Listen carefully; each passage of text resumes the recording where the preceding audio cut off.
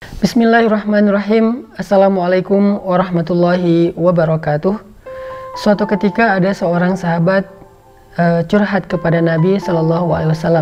Ya Rasulullah, saya punya keluarga atau kaum kerabat yang saya selalu berusaha untuk menyambung silaturahim dengan mereka, tetapi mereka memutuskan saya. Saya berbuat baik kepada mereka, tetapi mereka berbuat buruk kepada saya.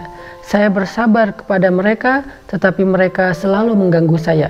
Maka Nabi SAW memberi dia nasihat. Kata Nabi, seandainya engkau seperti apa yang engkau katakan tadi, maka sesungguhnya engkau seperti sedang menaburkan debu-debu panas di wajah mereka, maka Allah Subhanahu wa Ta'ala akan senantiasa menolong kamu terhadap mereka selama kamu masih bersikap sabar seperti itu. Hadis riwayat Muslim.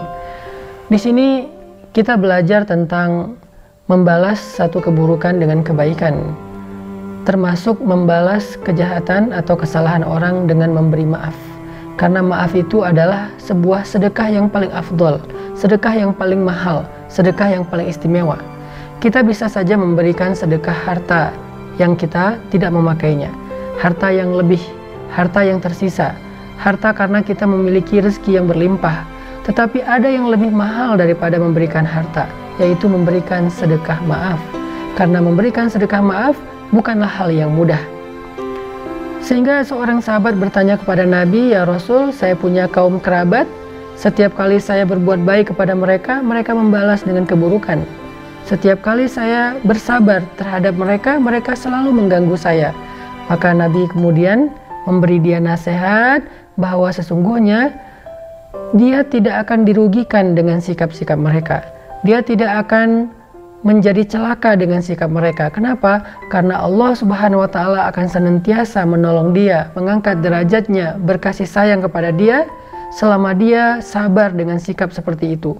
Justru orang-orang yang memutuskannya, orang-orang yang mengganggunya, orang-orang yang berbuat buruk kepada dia, seperti orang-orang yang sedang ditaburi debu-debu panas dari debu api neraka. Ini artinya mereka akan celaka dan menjadi hina. Maka dalam kehidupan sehari-hari kita jadi semakin belajar dan semakin yakin ketika kita membalas keburukan dengan kebaikan, itu tidak akan membuat kita rugi. Membalas kesalahan orang dengan maaf tidak akan merugikan kita. Sehingga tidak boleh kita menggunakan kalimat, enak aja dimaafin padahal dia udah jahat. Dia nggak untung, kita yang untung. Kenapa? Karena sesungguhnya Allah Subhanahu wa Ta'ala memberikan jaza, balasan yang terbaik kepada orang yang memberikan maaf, bukan kepada orang yang mendapatkan maaf. Dan Allah Subhanahu wa Ta'ala pernah bertanya di dalam surat An-Nur, "Ala tuhibbuna ayyaghfirallahu lakum?" Tidakkah kamu suka jika Allah mengampuni dosa-dosamu?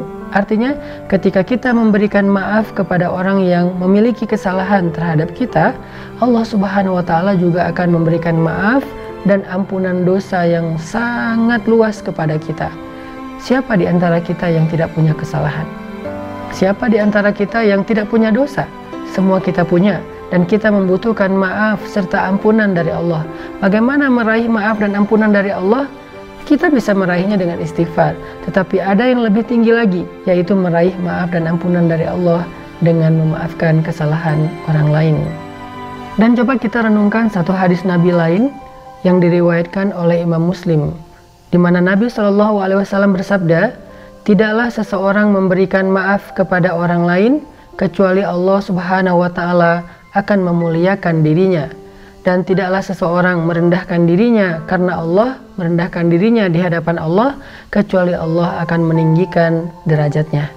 Jadi ternyata di antara fadilah atau keutamaan memberi maaf itu adalah kita akan dimuliakan oleh Allah. Kemuliaan yang pernah Allah berikan kepada Nabi Muhammad SAW ketika Nabi Muhammad memaafkan kesalahan-kesalahan sahabat yang sudah menyakiti beliau selama beliau berdakwah di kota Mekah, kemudian mereka akhirnya menjadi seorang umat Nabi, masuk Islam, bertaubat kepada Allah Subhanahu wa Ta'ala. Sehingga Nabi yang dulu pernah disakiti, pernah dihina, pernah diusir oleh mereka, dengan lapang dada memberi maaf kepada mereka. Apa kata Nabi? Antum tulaqa, kalian hari ini adalah orang-orang yang bebas. Artinya bebas, saya tidak akan membalas kesalahan kalian. Saya tidak punya dendam kepada kalian. Saya tidak akan menghukum kalian atas kejahatan-kejahatan kalian di masa lalu. Antum tulaqa, kalian bebas. Kalian bebas untuk memeluk Islam atau kalian bebas juga dengan agama kalian, tetapi kalian tidak boleh lagi mengganggu kaum muslimin. Dan salah satu di antara mereka yang dimaafkan oleh Nabi adalah Hindun, istrinya Abu Sufyan, yang Nabi SAW masih teringat dengan kejahatannya saat dia merobek dadanya Hamzah paman Nabi di dalam perang Uhud, kemudian dia memakan jantungnya Hamzah saking dia dendam kepada Hamzah. Tetapi ketika Hindun dihadapkan kepada Nabi dalam keadaan Hindun ketakutan, Nabi mengatakan, kamu pun termasuk di antara orang yang bebas, aku tidak akan membalas kejahatanmu di masa lalu. Ini yang menjadikan Nabi SAW selalu dimuliakan oleh Allah. Dimuliakan di dunia, dimuliakan di akhirat, dimuliakan di bumi, dan dimuliakan juga di langit. Dimuliakan di dalam kehidupan sekarang, dan dimuliakan juga di surga. Maka siapa yang ingin dimuliakan seperti Rasulullah SAW, sehingga dia menjadi orang yang dikenal baik di bumi dan dikenal baik di langit, maka belajarlah untuk memaafkan.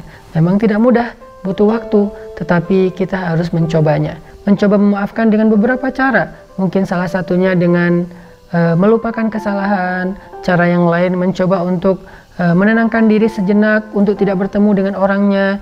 Cara yang lain adalah mendoakan dia di dalam sholat kita atau di dalam doa kita, sehingga ketika kita sudah mendoakan dia, mudah-mudahan Allah akan membasuh rasa yang tidak nyaman di hati kita, sehingga kita menjadi orang yang lapang dada.